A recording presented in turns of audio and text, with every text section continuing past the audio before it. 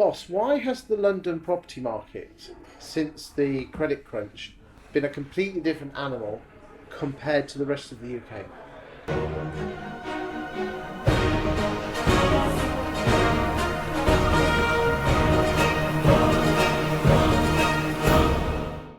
Because the business is here, the money is here, the infrastructure is here, the five-star hotels are here. You know, this where we're sitting here. You know, Michelin star, top level. I was in Manchester. I never saw anything like that there. But surely these sort of places were here before the credit crunch. They were, but there's been more. So Nobu opens in Shoreditch, and then it now is opening another branch in the West End. And you know, money attracts money. Because the way I earn my money is writing about the property market, and before 2007 London was always higher, but what you tended to find is it went up and down but at the same rate as the UK. But what happened was, after the credit crunch, almost within 12 months London just took off like a rocket ship, and the rest of the UK was floundering around for a couple of years, still took off, but almost but just London went like that. Yeah. Why has London turned into? Do you think it's because of? It's not just London; it's every city. Now, you've got two. You know, you've got what they call in America flyover territory. So you say flyover is between New York and Los Angeles. The rest of it, and that's why the real estate there is so much cheaper. So the major hubs in the world, Shanghai. In Asia, over here, still London, Paris for sure. Germany's always fighting for it, but New York over there in America, because London really does skew up the national figures. It's such a big lump. That in so much so that a lot of the indexes have a national index including London and a national index excluding London. Well, the same thing happens, with properties when they, they mix it up, and then there's a very expensive element that will go blended when properties are blended. If you heard of that term, so this is working in the figures. But London is its own market. Could it almost be a different country? Yes. Same thing in America. New York's a different country. I spend a lot of time over there, as you probably know. And New York is a different animal from the rest of America. Do you think London has done good for the UK PLC or bad? Fantastic. But what needs to happen is we need to go into the other cities, like I was going to say Italy, but they're not doing well as a country.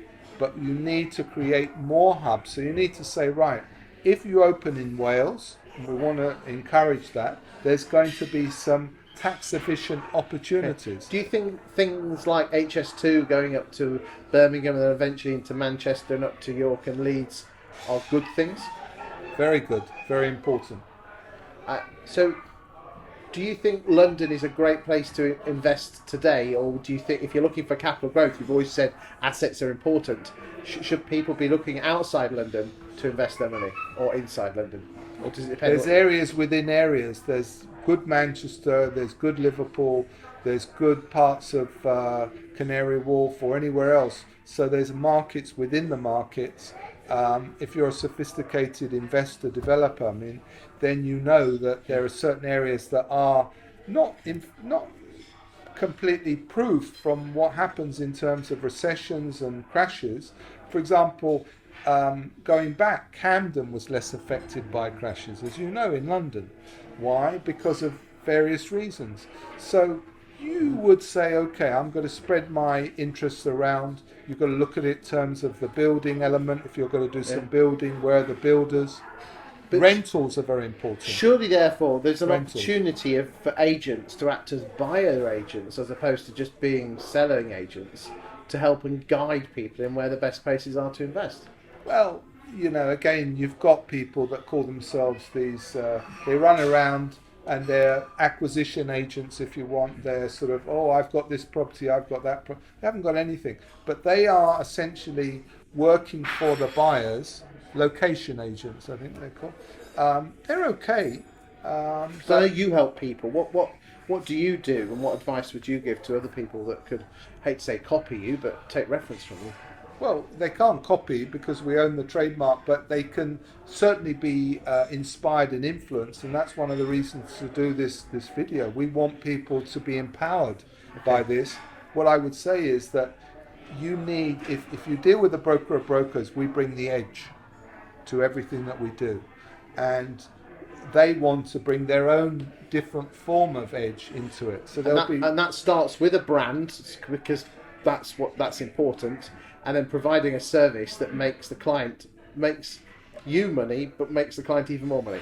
Well, in our case, it's a level of bespoking relationships, but again, you have to understand what that word means. You have to really know what it is. I mean, I personally own 5 brands. You knew me as Boss, so Boss Bishop there. There was Fleur Couture, which was a luxury, the top that you could have in the luxury world. So we've been in the luxury world, hospitality world, stock market, property, and the crossover of the skill sets, no one else has got them to be able to do that. They will have their own things that they can bring to the table. So they might say, we are masters of a certain design, but we are masters of mindset. And I think mindset is what's key now. Well, it's all about people, isn't it? Yes. Thank you.